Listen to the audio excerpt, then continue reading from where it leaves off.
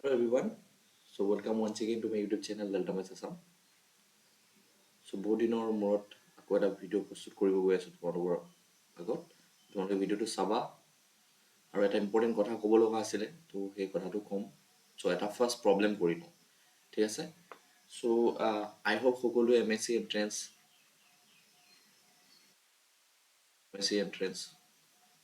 2025ৰ বাবে প্ৰিপেৰেশ্যন কৰি আছে। তো ফুল চুইঙত সকলোৰে প্ৰিপেৰেশ্যন চলি আছে আৰু কিছুৰ PSC 6th ছেমিষ্টাৰ এক্সামো চলি আছে।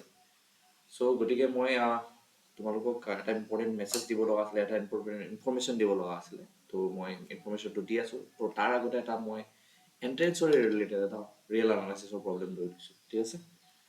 তো প্ৰব্লেমটো কি হয়, তো ফাৰ্ষ্ট এটা প্ৰব্লেম তোমালোকে চাই লোৱা। টু চেক কুৱেশ্যনটো হৈছে কি, to check the convergence of the following series, ঠিক আছে? তো তলত দিয়া যিকেইটা চিৰিজ আছে তাৰ কনভাৰ্জেন্স চেক কৰিব লাগে, ঠিক আছে? তো ফাৰ্ষ্ট চিৰিজটো হৈছে এইটো। তো চিৰিজটো ভালকৈ নোট কৰা তোমালোকে। So' 1/√n+1 plus √n। Then next যিটো চিৰিজ হৈছে সেই চিৰিজটো ভালকৈ মন দিয়া। নেক্সট চিৰিজটো হৈছে কি,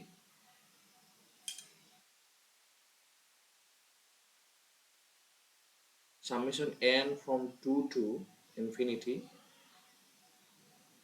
log n whole to the power minus n, and 3 দিয়া আছে summation n from 1 to infinity 1 plus 1 by n whole square, n by n 1 plus 1 by n whole to the power n square, ঠিক আছে?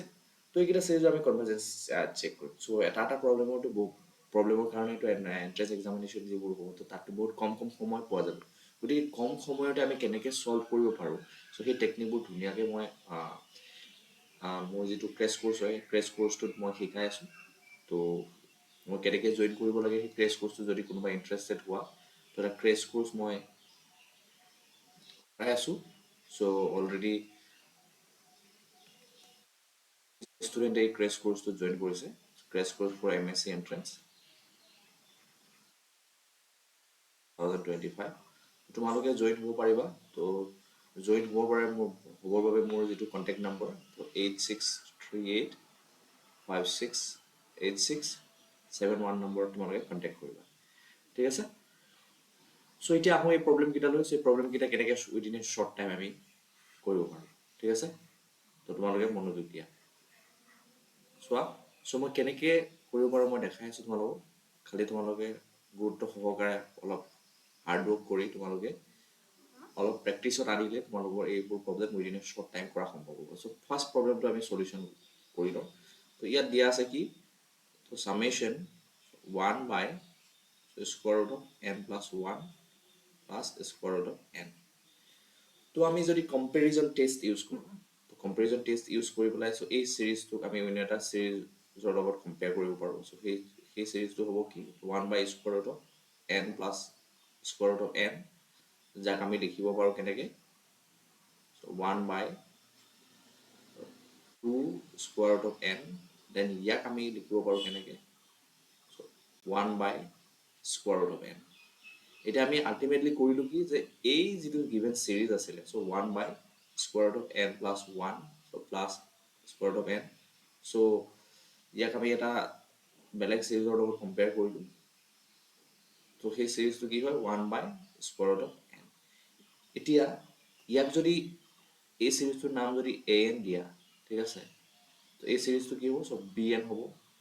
এতিয়া comparison test মতে যদি bn convergent হয়, then an O convergent হ'ব। চ' এতিয়া চোৱা bnটো কি হয়, চ' bn চিৰিজটো কি হয় ইয়াতে, bn চিৰিজটো হয়, চ' চিৰিজ summation 1 কি হয়, n to the power half, and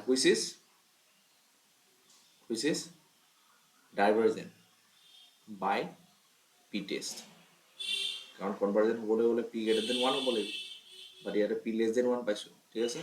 So therefore, so given series যিটো দিয়া আছে আমাক, so 1 by, so square root of n plus 1 plus square root of n is কি হ'ব, ডাইভাৰজেণ্ট হ'ব। ঠিক আছে, চ' এনেকৈ আমি প্ৰচিড কৰিব লাগিব। চ' নেক্সট প্ৰব্লেমটোলৈ যাওঁ। চ' ইয়াতে এতিয়া কথাটো হ'ল যে আমি কেনেকৈ কম্পেয়াৰ কৰিলোঁ। চ' সেইখিনি সবিশেষ মই মোৰ ক্ৰেছ কোৰ্চ যিটো লঞ্চ কৰিছোঁ তাতে মই ডিটেইলছ শিকাই আছোঁ ক্ৰেছ কোৰ্চটো। ঠিক আছে, চ' ডিটেইলছ মই শিকাই আছোঁ, তোমালোকে খালি তাতে জইন কৰিলেই হ'ল। ঠিক আছে, জইন কৰিবৰ বাবে অলপ আগতে নম্বৰটো দিছোঁ, সেই নম্বৰটোত কণ্টেক্ট কৰিবা। চ' আমি কুৱেশ্যন নম্বৰ 2 লৈ আহোঁ। কুৱেশ্যন নম্বৰ 2ত কি দিছোঁ, এই চিৰিজটো দিছোঁ n from 2 to কি হয়, তো 2 to infinity log n whole to the power minus n. Okay, so' ভালকৈ মনোযোগ দিবা। আমি ইয়াতে ৰুট টেষ্ট ইউজ কৰিম। চ' ৰুট টেষ্ট যদি মই ইউজ কৰোঁ, ৰুট টেষ্ট ইউজ কৰিলে আমি কি পাম, চ' ইয়াতে আমি কি পাম, ৰুট টেষ্ট ইউজ কৰিলে, so' limit n approaches to infinity, so' n whole to the power 1 by n লিখোঁ, হয়নে? চ' ইয়াতে a n ৰ ভেলুটো তোমালোকে দেখি আছা, log n whole to the power minus n। তো ইয়াতে আমি limit n approaches to infinity লিখিম, দেন log n লিখিম, then whole to the power minus n into কি হৈ যাব, 1 by n হ'ব। চ' a n whole to the power 1 by n লিখিছোঁ ন। তো ইয়াতে তোমালোকে পাবা কি, limit n approaches to infinity, ultimately পাম আমি log n whole to the power minus 1 পাম। তো ইয়াৰ পৰা পাম কি, চ' limit n approaches to infinity 1 by log n। তো যাৰ ভেলুটো আমি জানো 0 হ'ব, as n approaches to infinity 1 by n, 1 by log n tends to 0 হ'ব, হুইচ ইজ লেছ দেন 1। গতিকে আমি ক'ব পাৰোঁ দ্য গিভেন চিৰিজ